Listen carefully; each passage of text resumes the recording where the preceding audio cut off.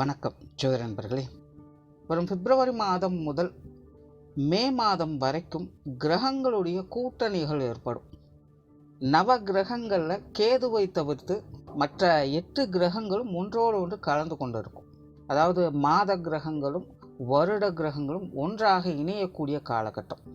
பிப்ரவரி 14க்கு மேலே கிரகங்கள் ஒரு வரிசையாக இருந்து பிறகு மார்ச் 15லேருந்து ஏப்ரல் 15 வரைக்கும் கிரகங்கள் ஒன்றோடு ஒன்று கலந்து கூட்டு கிரகங்களாக மாறி அதன் பிறகு மே மாதத்தில் திரும்பவும் ஒரு வரிசையாக அமையும். கிட்டத்தட்ட இந்த அமைப்பு பார்த்திங்கன்னா பிப்ரவரி 14 ஆரம்பித்து மார்ச், ஏப்ரல், மே, கிட்டத்தட்ட ஜூன் முதல் வாரம் வரைக்கும் கூட தாக்குப்பிடிக்கும். கிரகங்கள் ஒன்றாக சேர்ந்து இருக்கும்பொழுது கூட்டு கிரக அமைப்புகள் ஏற்பட்டு கூட்டு கிரக யோகா அமைப்புகள் அப்படிங்கிறது செயல்படும். கிரகங்கள் வரிசையாக இருக்கும்போது கிரகமாளிகா யோகம் அப்படிங்கிறது செயல்படும்.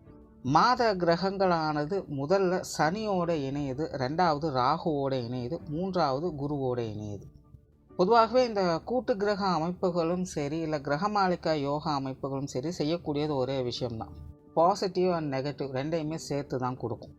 பட் எந்தெந்த விஷயங்கள் அப்படிங்கிறது ஒவ்வொரு ராசி லக்னங்களுக்கு தகுந்த மாதிரி மாற்றங்கள் ஏற்படும். பட் ஒவ்வொரு ராசி லக்னங்களுக்குமே ஸ்பெசிஃபிக்காக சில விஷயங்களில் மட்டும் ஏற்ற இறக்கங்கள், லாப நஷ்டங்கள், நல்லது கெட்டது அப்படின்னு இந்த இரட்டைத்தன்மை கொண்ட அனைத்து விஷயங்களையும் கலவையாக அது காட்டிக்கொண்டே இருக்கும். அதுவும் இந்த முறை அமைஞ்சிருக்கக்கூடிய இந்த கிரக அமைப்புகளானது ஆரம்பத்தில் கொஞ்சம் சுணக்க நிலையை ஏற்படுத்தும். கொஞ்சம் ஒரு கன்ஃபியூஷனான ஸ்டேட்டஸ் இருக்கும். செய்யலாமா வேண்டாமா அப்படிங்கிற யோசனைகளையே பல காரியங்கள் கழிஞ்சு போகும். பெரும்பாலும் எல்லா விஷயங்களுமே பார்த்திங்கன்னா ஒரு ஸ்லோ பிக்கப்பாகத்தான் இருக்கும். பட் அதுவே மத்திய பகுதியில் பார்த்திங்கன்னா அதற்கு அப்படியே ஆப்போசிட்டாக எல்லா விஷயங்களும் நடக்கும். எல்லாமே பார்த்திங்கன்னா ஹரிபரியாக நடக்கும். முன்ன பின்ன யோசிக்கிற கூட டைம் இருக்காது. டக்கு டக்குன்னு காரியங்கள் நடந்துக்கிட்டே இருக்கும். ஈவன் அது பாசிட்டிவாக இருந்தாலும் சரி, நெகட்டிவாக இருந்தாலும் சரி, நின்று நிதானித்து யோசிக்கிறதுக்கெல்லாம் நமக்கு டைமே கிடைக்காது.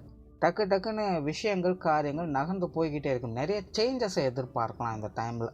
கண்ணு மூடி கண்ணு திறக்கிறதுக்குள்ள என்ன நடந்துச்சு அப்படின்னு தெரியாத மாதிரி சில காரியங்கள்லாம் டக்கு டக்குன்னு மூவ் ஆகிட்டு போய்கிட்டே இருக்கும்.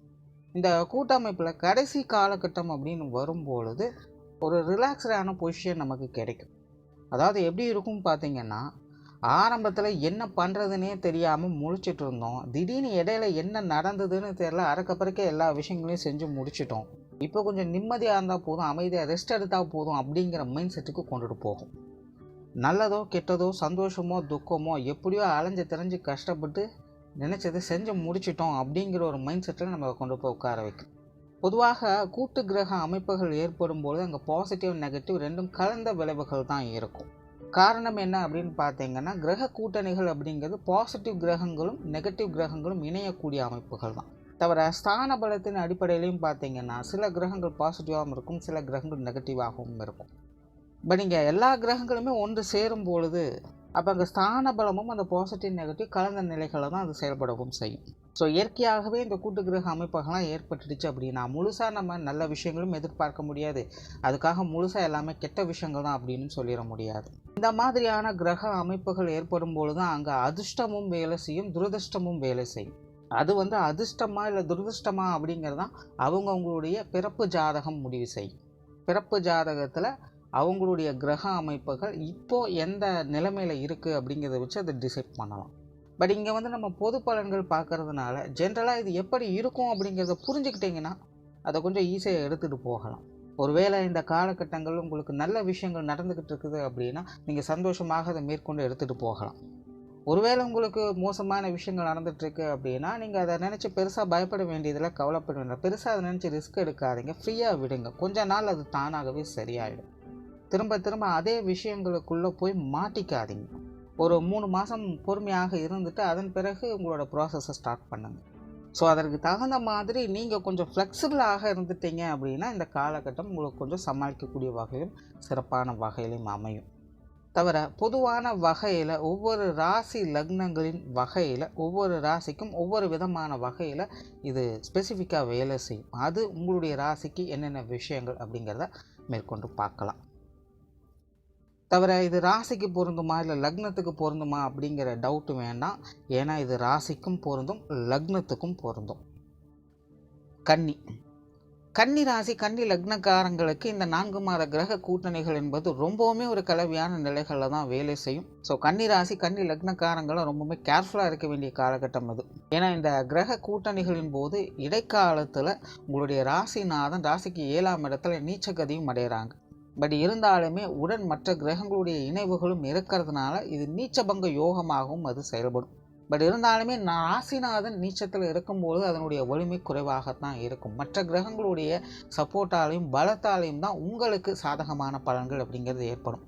ஸோ இந்த 4 மாத காலகட்டம் அப்படிங்கிறது கன்னி ராசி கன்னி லக்னக்காரங்களை பொறுத்த வரைக்கும் கொஞ்சம் கேர்ஃபுல்லாக இருக்க வேண்டியது அவசியமாக இருக்கும். மெயினாக கன்னி ராசி கன்னி லக்னக்காரங்களுக்கு வெளி விஷயங்கள் வெளி காரியங்கள் மற்றவர்கள் சம்பந்தப்பட்ட விஷயங்கள் காரியங்களில் ஈடுபாடுகள் அதிகரிக்கும். இது வரைக்கும் உங்களுடைய விஷயங்கள் காரியங்கள் அப்படின்னு செயல்பட்டுட்டு வருவீங்க. உங்களுக்கு தேவையான விஷயங்களில் ஈடுபாடுகள் இருந்துக்கிட்டு வரும். நீங்கள் உண்டு நீங்கள் உங்களுடைய வேலை உண்டு அப்படின்னு கூட அமைதியாக இருந்துட்டு வந்திருக்கலாம். பட் இந்த காலகட்டங்களில் பார்த்தீங்கன்னா உங்களுக்கு வெளி விஷயங்களால் ஈர்க்கப்படுவீங்க. வேறு வழியே இல்லாமல் கட்டாயமாக வெளி இடங்களுக்கு போய் வர வேண்டியதாக இருக்கும். மற்றவங்க பேசக்கூடிய விஷயங்கள் எல்லாமே உங்கள் காதுக்கு வர செய்யும். இது வரைக்கும் எதையுமே கண்ணு காணாமல் கூட இருந்து வந்திருப்பீங்க. பட் இப்போ பார்த்தீங்கன்னா உங்களை பற்றி இப்படி சொல்கிறாங்க அப்படி சொல்கிறாங்க அப்படிங்கிற மாதிரியான ஏதாவது ஒரு செய்திகள் உங்கள் காதுக்கு வந்துக்கிட்டு இருக்கும். இந்த மாதிரியான விஷயங்கள் காரியங்கள்லாம் முடிஞ்ச அளவுக்கு பெருபடுத்தாமல் இருக்கிறதுனால கொஞ்சம் ஃப்ளெக்சிபிளாக இருக்க ட்ரை பண்ணுங்கள். ஏன்னா கன்னி ராசி கன்னி லக்னத்தை பொறுத்த வரைக்கும் இந்த காலகட்டம் அப்படிங்கிறது எல்லா விஷயங்களுமே கொஞ்சம் டெம்பரரியாக தான் வேலை செய்யும். ராசிநாதன் நீச்சகதி அடைந்து வலிமை இருக்கக்கூடிய இந்த காலகட்டம் அப்படிங்கிறது சில வகைகள் சாதகமாகவும் இருக்கும். ஏன்னா கிரகம் நீச்சகதியில் இருக்கும்பொழுது பெருசாக எதையுமே உள்வாங்கிக் கொள்ளாது. அதனுடைய ரிஃப்ளெக்ஷன் அப்படிங்கிறது பெருசாக ஏற்படாது. ஸோ நல்லதோ கெட்டதோ எதையுமே பெருசாக எடுத்துக்கொள்ளாது. ஸோ அந்த வகையில் பார்க்கும்போது இந்த கிரக கூட்டணிகளால் ஏற்படக்கூடிய சில மோசமான விஷயங்கள் கூட உங்களுக்கு பாதிப்புகளை ஏற்படுத்தாமல் சாதகமான தன்மைகளை ஏற்படுத்தி கொடுக்கும். அதாவது தலைக்கு தலைப்பாகையோடு போச்சு அப்படின்னு நினைக்கக்கூடிய வகையில் உங்களுடைய சங்கடங்கள் கண்டிப்பாக போகவும் செய்யும். ஸோ கன்னி ராசி கன்னி லக்னக்காரங்க வெளி விஷயங்கள் காரியங்கள் மற்றும் மற்றவங்க சம்பந்தப்பட்ட விஷயங்கள் காரியங்களை கொஞ்சம் நிதானத்தோடும் பொறுமையோடும் அனுசரிப்போடும் செயல்பட்டு வந்தீங்கனாலே இந்த 4 மாத காலம் அப்படிங்கிறது உங்களுக்கு சிறப்பாகவே அமையும்.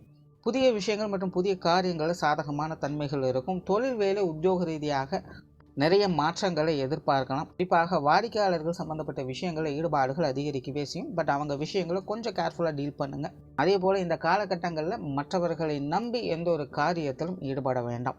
அதாவது மற்றவங்க ஷூரிட்டி கொடுக்குறாங்க அப்படின்னு ஒரு விஷயத்தை செய்கிறது, அப்படி இல்லைன்னா நமக்கு தெரியாத ஒரு விஷயம் இன்னொருத்தருக்கு நல்லா தெரியும் அப்படின்னு சொல்லி அவங்களையே முழுமையாக நம்பி அந்த காரியத்தில் ஈடுபடுறது, இந்த மாதிரியான விஷயங்களும் கொஞ்சம் தவிர்த்துக்கிறது நல்லது. வெளியூர் மற்றும் வெளிநாடு சம்பந்தப்பட்ட விஷயங்கள் கொஞ்சம் சாதகமாக இருக்குது. குறிப்பாக வெளிநாடு சம்பந்தப்பட்ட விஷயங்கள் இந்த 4 மாத கால இறுதி பகுதிகளில் உங்களுக்கு ரொம்பவுமே சாதகமான தன்மைகள் ஏற்படுத்தி கொடுக்கும். சிலருக்கு வேலை அலுவலகம் சார்ந்த விஷயங்களை இடமாற்றங்கள் போன்ற விஷயங்கள் ஏற்படுவதற்கும் வாய்ப்புகள் இருக்குது. பொருளாதார ரீதியான விஷயங்களில் கொஞ்சம் கவனம் எடுத்துக்கங்க. கொடுக்கல் வாங்கல் விஷயங்கள்லாம் கொஞ்சம் கவனம் தேவைப்படும். அதே போல் உடல்நலம் சார்ந்த விஷயங்களும் கொஞ்சம் கவனம் எடுத்துக்கங்க. ஏன்னா ராசிநாதன் நீச்சமாகும் போது கண்டிப்பாக மனச்சோர்வுகள் அப்படிங்கிறது இருக்கவே செய்யும். பட் இந்த டைம் மற்ற கிரகங்களுடைய சப்போர்ட்டும் இருக்கிறதுனால பெருசாக பாதிப்புகள் அப்படிங்கிறது இருக்காது. அதனால் பெருசாக கவலைப்படுறதுக்கு இல்லை. பட் இருந்தாலும் அவ்வப்போது கொஞ்சம் மன சுணக்கங்கள் அப்படிங்கிறது ஏற்படத்தான் செய்யும். இப்போ உடல்நல ரீதியாகவும் கொஞ்சம் சுணக்க நிலை அப்படிங்கிறது இருக்கத்தான் செய்யும். உங்களுக்கு மட்டுமல்ல குடும்ப உறவுகள் ரீதியாகவும் கொஞ்சம் மருத்துவ விரயங்கள் அப்படிங்கிறது தவிர்க்க முடியாததாகவே இருக்கும். ஸோ உடல்நலம் சார்ந்த விஷயங்கள்லாம் கொஞ்சம் கேர்ஃபுல்லாக எடுத்துக்கிறது நல்லது. ஸோ ஓவராலாக இந்த 4 மாத கிரக கூட்டணிகள் என்பது கன்னி ராசி கன்னி லக்னக்காரங்களுக்கு அவங்களுடைய வயது நிலைகளுக்கு ஏற்ப வெளி விஷயங்கள் காரியங்களில் தான் நாட்டங்கள் அதிகமாக இருக்குது. ஆகையினால் கொஞ்சம் விழிப்புணர்வோடு செயல்பட்டு வருவது நல்லது. நன்றி, வணக்கம், வாழ்க வளமுடன்.